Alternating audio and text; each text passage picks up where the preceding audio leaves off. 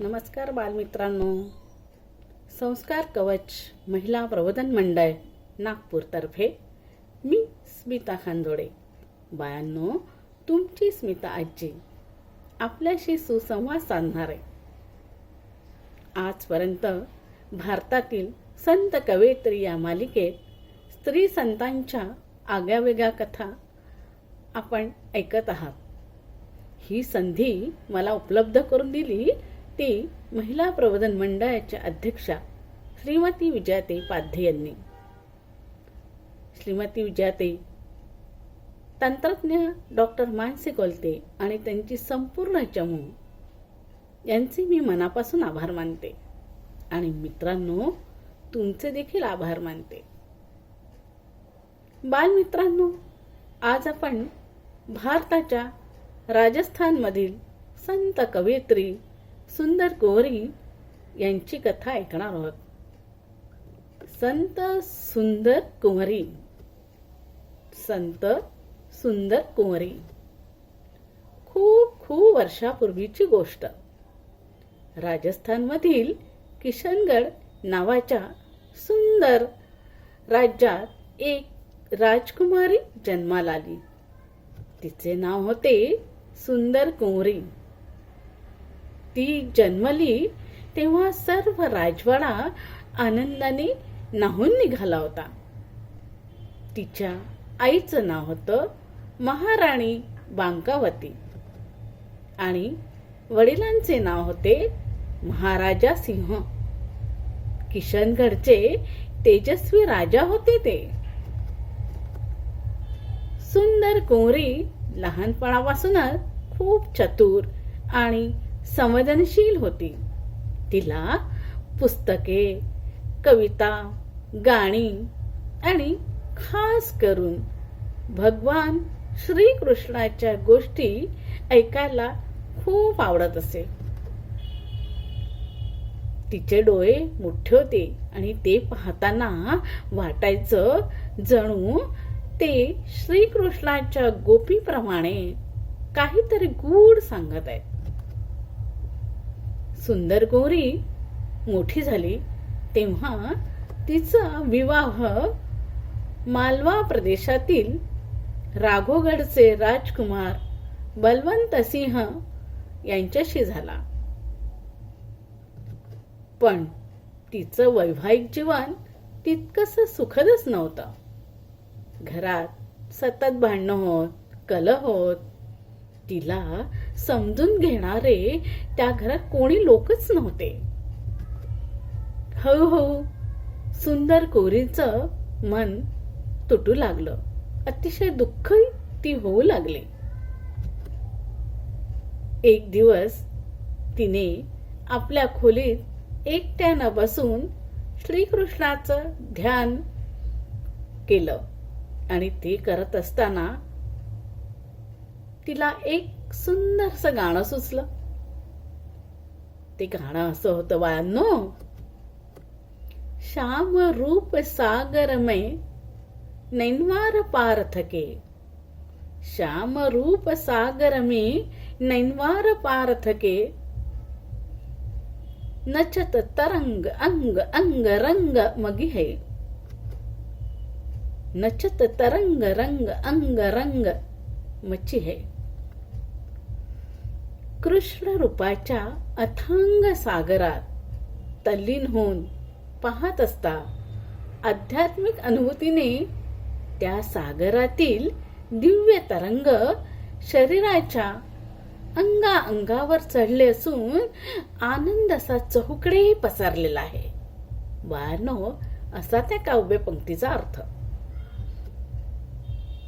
सुंदर कुंवरी श्रीकृष्णाला स्वतःच्या शब्दात बोलवत होती.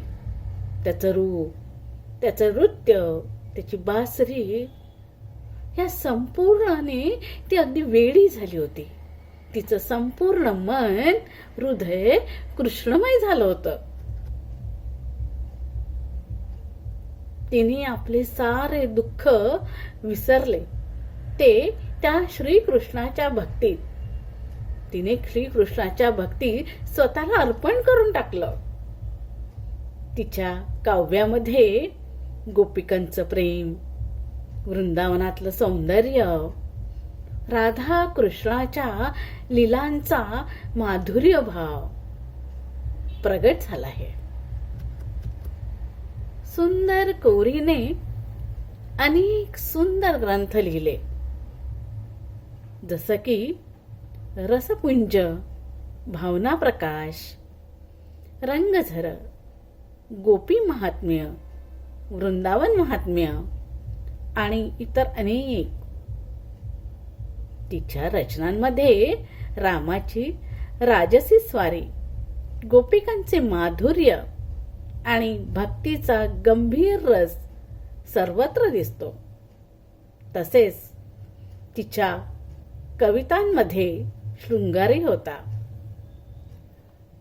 पण त्यामागे एक पवित्र भक्तिभाव होता. आध्यात्मिक गूढता त्यामध्ये दडलेली होती. सुंदर कोरी म्हणायची, मेरी प्राण सजीवन राधा कहत, मेरो प्राण सजीवन राधा कहत, श्याम मेरे नहीं तुम बिन क्रो आन, श्याम मेरे नहीं तुम बिन को आन. म्हणजे माझ्या प्राणांची जीवनदायिनी राधा आहे. माझ्या प्राणांची जीवनदायिनी राधा आहे. आणि श्याम, अरे श्याम, तुझ्याशिवाय दुसरं कोणीच नाही माझं. अरे श्याम, तुझ्याशिवाय दुसरं कोणीच नाही माझं. सुंदर कोरीच्या जीवनात तिला आध्यात्मिक मार्ग दाखवणारे सद्गुरू श्री देवचरणदासजी भेटले. त्यांच्या मार्गदर्शनाने तिने भक्ती मार्ग पूर्ण समर्पणाने स्वीकारला.